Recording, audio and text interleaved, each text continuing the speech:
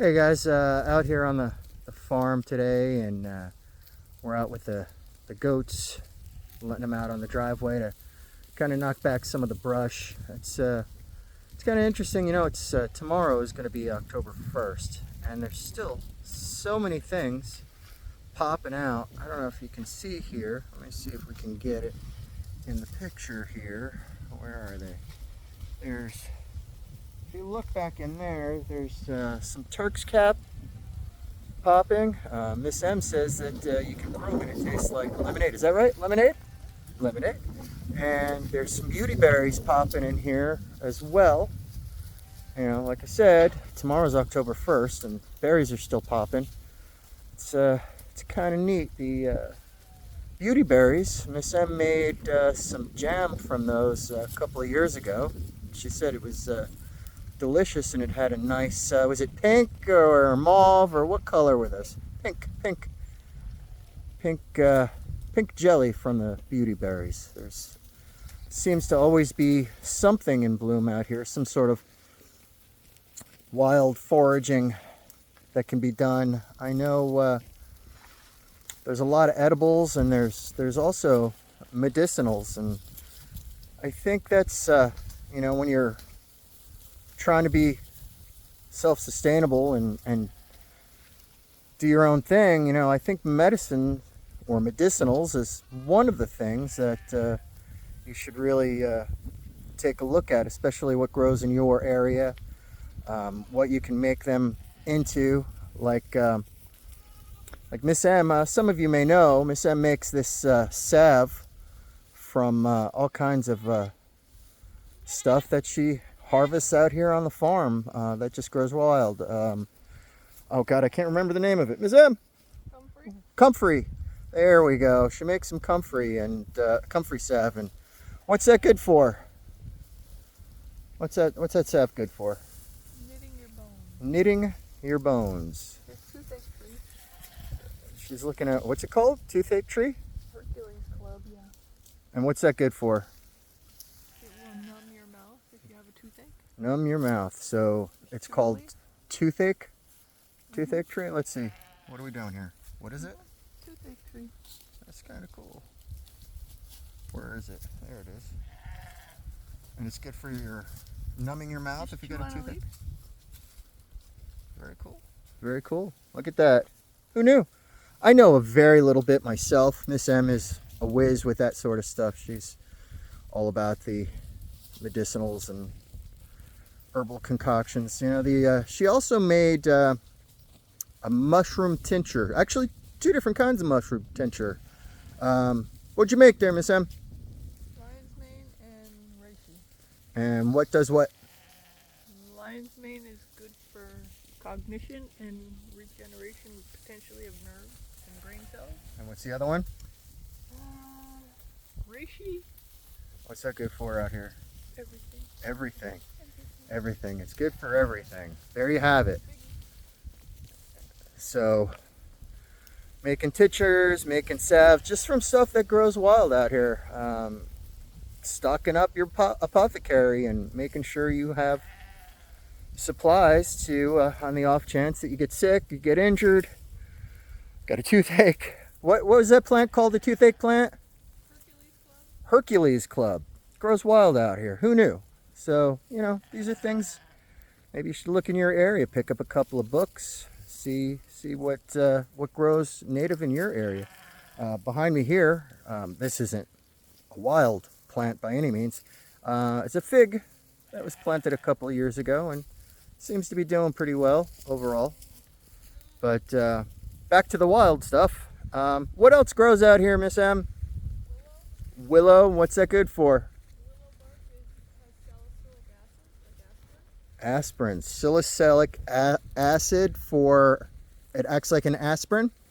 That's where they make aspirin from. Oh, look at that. It's the Salix family. There we go. That's pretty interesting. So we've got aspirin, we've got something for toothache, we've got stuff for broken bones. Giant ragweed. Giant ragweed. What's that for? The natives used to use the oil from the seeds. It's one of the highest oil contents of any plant. Pretty cool. Produces a lot of oil. It's really good forage for the animals. Is it edible for humans too? I don't know. Okay. But at least the goats are eating good, huh? I know the oils can be used. Mulberry trees. Mulberries. I do love me some mulberries. They grow up in... season right now, but They're not, so yeah. But they grow up in Oklahoma, and I used to take my daughters out to a park and pick mulberries and eat the mulberries and cover our lips and fingers with purple from the mulberries. We used to have a great time with that. But got some mulberry trees. I guess they just kind of sprouted up on their own out here. Pretty cool. There's always something in season, and we're either leaving one season and going into something that we can forage for, or just never seems to end. I think even in midwinter there's always something out here in Texas that we can oak leaves. use. Oak leaves. We got an oak tree. There's the oak tree right behind me. What's the oak good for? The oak leaves are a good source of tannins when you're canning like things. You can put an oak leaf in it. So you put the... Preserve the crispness of things you're canning. Oh, so if you're making like, I don't know, like canning apples or something like that, you put an oak leaf in When there? we canned our little Russian salt tomato pickles, Uh-huh. you put an oak leaf in them. Huh. So the tannins keep the tomatoes That's pretty cool. rather than wood. Walnuts, you know the black walnut. We've got black walnuts out here. I love the black walnut tree, and some of you guys may know, like, you can use those, the nuts themselves, to tan leather. So that's kind of neat. You don't have to brain tan. You can do it in the walnut. I believe it makes a really good dye. I can't remember exactly how it works, but I know Jason Smith, Hobo Forge Survival, on Instagram, he does all his leather work. He does, I believe, with the walnut tanning. I could be wrong. If I'm wrong, hopefully he's watching this and he'll tell me I'm wrong. But I think that's what he uses. So You can eat them too. you can also eat the black walnuts. Those are, I think those are dropping pretty soon, aren't they, Em? They've already dropped most of them. They've already dropped. Okay, I see a few on the tree still up, pretty up, far up high. Pretty neat. All the nuts are pretty much starting now. Pretty neat. So Berries,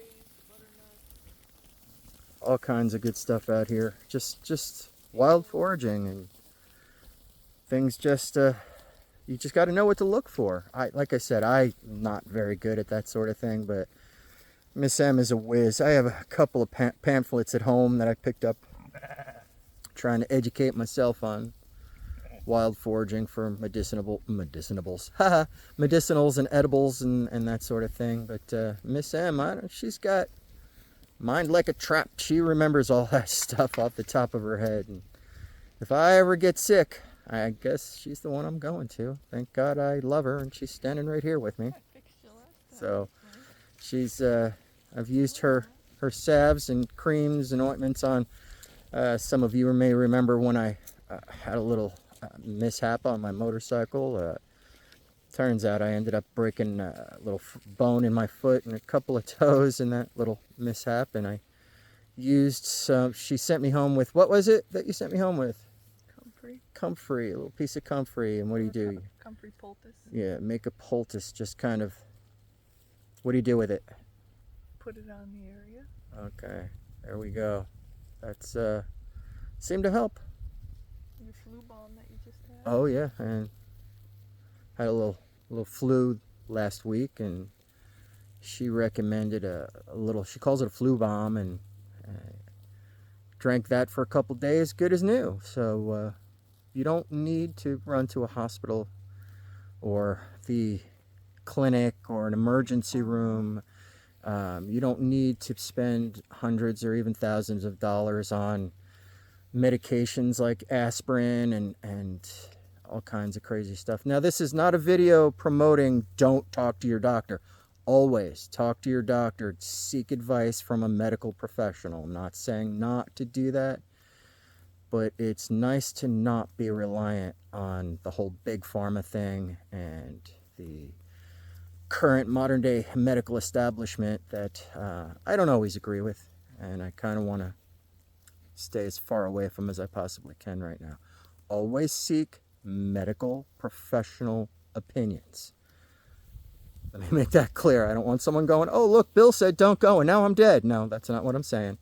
Well, if they were dead, they wouldn't Go have see your doctor, talk to your doctor, but also seek alternative treatments before taking a pill and spending money in the pharmacy and promoting and paying for somebody's second yacht because they leech off the system.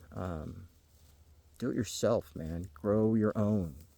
Forage, learn, adapt, educate, educate, educate. It's always good to know what's in your environment, what you can eat, what you can make yourself a little apothecary from. Couldn't hurt. You know, you can always start off taking the aspirin off the shelf and then try a little herbal remedy. See which one works for you. Maybe, you know, you might find that you have less problems with your stomach if you do something a little more natural. Just give it a shot. See what happens.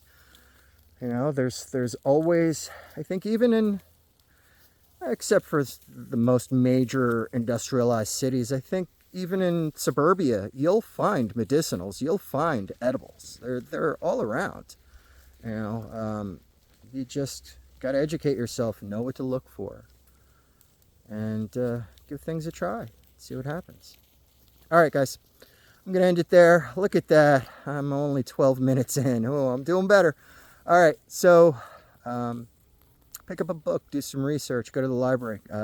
Use that little computer in your hand right now that you're watching this on and educate yourself. And, oh yeah, Miss M just said find someone local. Take a class. Learn from a local professional or somebody who's knowledgeable. Find an herbalist. Educate. I think that's important. All right, guys. I'm going to end it there. I'll make another video next month. Until then, have fun, be safe, stay free. All right, guys. Love you. Out.